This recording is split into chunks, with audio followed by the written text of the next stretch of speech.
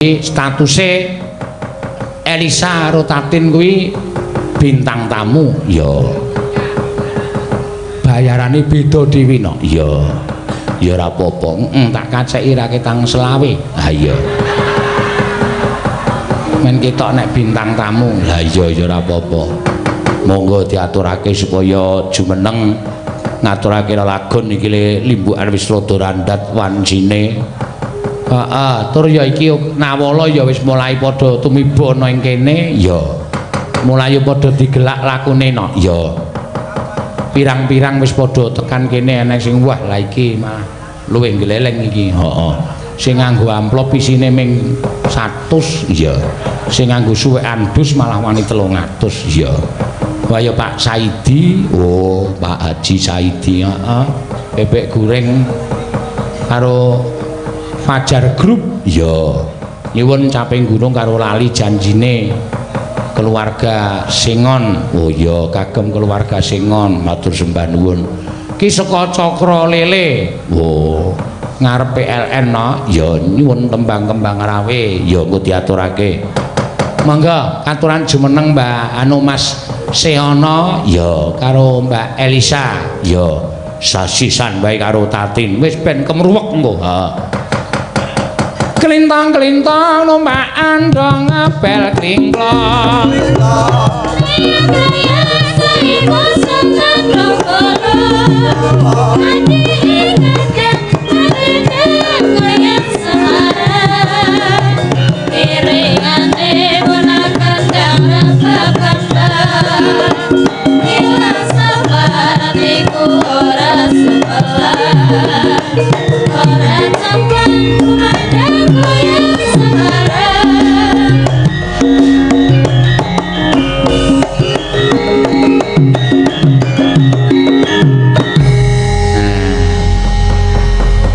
ya sinden-sinden wis mulai naik daun ya wah jan seana gleleng bengi iki ya diapit sinden loro dasare sing siji isih kenya isih perawan ya sing siji durung tau ngetokke macan ya. Halo golek liyane iki mawon ban niku sing ra nganggo kabel malah ramune apik nganggo kabel. Oh sing iki isih prawan, sing iki ngapa? Wis ha nggih. Ha nggih piye? Wis tau dadi manten tur suwe. Tur suwe piye maksude? Wis lawas, Mas. Oh nggih. Titikane anu, Mas. Titikane apa? Denyut nadi. Wo. Lho, apa? Kok iso denyut nadi kok nggo titikan wong dadi manten? Oh, ning nggon tangan, Mas. Pane ngene. Piye? Ya ala. Gredeg. gredeg. Gredeg. Kuwi nek manten. Kuwi tegese wis. Wah, wis kesuwen. Ane sing kesuwen. Nyagut cobane. Ah beda, Mas. Kose Mas ana sing nuwun sewu karo ngatur para penonton sing jumeneng monggo katuran lenggah. Ya. Monggo lenggah. Sing mburi men ketok. Ya. Katuran lenggah nggih, Bapak. Mergo kene iki Pak Bambang Sristyo nimbali awake dhewe iki kapisungsungake kagem para masyarakat. Para masyarakat. Ya. Dadi ora suwiji-wiji ngono ya, Mak. Nggih, monggo. Le linggo alon-alon, monggo linggo. Lah kok urung. Mengko nak yo linggo alon-alon. Kok linggo dhewe kok. Nggih. Mesake sing ngarep nek ra linggo.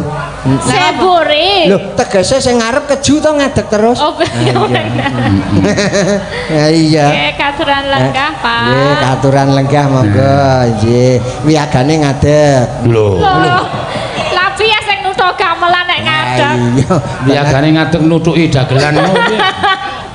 Ben pas ono. Isih sip kok Mas dituthuk. Denyut nadine sih apik. Sing sae sinten? Ayo. Denyut nadine sinten sing sae? Ayo kowe to no. Kula. Heeh. Kudune sing duk-duk ngono kuwi. Nek ngono aku mau piye? Redeg. Lah nek kene jenengan kaya ngopo? Kene jenengan kaya ngopo? Demok wae. Endi to iki? Nggih. Piye Mbak rasane? Nadi lho. nadine? Nadi lho Tin. Kok nadi? Lah iki nadi lah apa? Lah kok sing keri sing ngisor? Wah. Sing dicekel ki nadine kok sing keri ngisor. Oh, kuwi ra ana hubungane karo nadi liyane no. Oh, nyambung ya. Nyambung. Dedet. Dedek-dedek aku. Nek jenengan luwih suwe lho. Nek jenengan luwih suwe. Biasa kerep olahraga kok. Olahragane ngopo? Olahragane piye? Urat nadi. Ayo karo olahraga iki kepiye ben urat nadine ben penak ben apik ngono mau lho. Push up. Set up. Ayo kuwi. Kuwi penting kuwi. Aku ya kulino olahraga ngono lho. Ngopo ngono ki? Push up. Aku ora ngejak. Lah. Lah nek karo jenengan ya ayo. Engko ra sehat bareng ta? Hah? Sehat bareng. Jenengan tak wis sehat to? Iya lumayan. Ora kaleng kematkan ngono ngopo e? Ande mripat to. Coba. Biasa wae. Kowe apa gak sah? Nggih, niki kula ngaturaken riyen nggih niki sowan teng kene Bapak. Iya Purnawirawan Marsikal Madya Pak Bambang Sulistyo. Alon bae sing cetha. Nggih. Iki wis ceto lho. Oh wis cetok. Ya selamat untuk mempelai berdua ya. Aku punya pantun ya. Boleh ya? Pantun apa? Kan ini mempelai berdua ditemukan di Citylink ya. Citylink. Citylink tuh biasanya pakai pantun-pantun gitu. Ya barangkali tuh pilotnya itu tuh suka sama pramugari gara-gara pramugarinya sering kasih pantun ya. Oh iya. Gitu. Pantune piye? Pantune piye? Iya, aku mau kasih pantun. Sebentar ya. Dirungokke. Yo, tak rungokke. Ada dua pemuda belia ya. Sih belia. Iya. Dedet. Belia deg-deg-deg ya. Seorang pramugari mengedipkan mata dan menarik senyuman sang pengendali kapal udara. Durung tuh. Saya ucapkan selamat datang bagi hadirin yang berbahagia. Kita doakan semoga kedua mempelai dapat hidup dengan sejahtera. Tepuk tangan untuk Mbak Elisa. Ya kuwi. Wis pantun ora? Aku ora iso. Ya rasa pantun. Lah ngopo? Ya nek aku kur weling sithik. Tapi aku mbok diwarai. Diwarai. Engko push up bae. Kok push up terus Ya lho? minimal dongake pinanganten, Mbak. Pantun kok tekan push up iki piye? Ya semoga berbahagia. Ya berbahagia. Berguna bagi keluarga dan Ya, masyarakat. Rantut runtungan kadya mimilan mie goreng. Tur weling siji aku. Mie goreng. Nek wis resmi ngene iki aja do rebutan ning dhuwur. Hah? Mergan. Lah piye? Aja do rebutan ning dhuwur. Maksudnya piye? Kan piye? Tegese rak pramugari karo pilot to. Nggih. Mula ya mboko siji munggah. Aja medhun. Iya. Sekarang. Kowe ngopo tok kaya dong? Ya mbok sih. Elisa le mbayangke sing ora-ora. Boten ya Tegese itu bareng-bareng. di atas tuh di udara. Iya, ya di udara. Jangan macem-macem.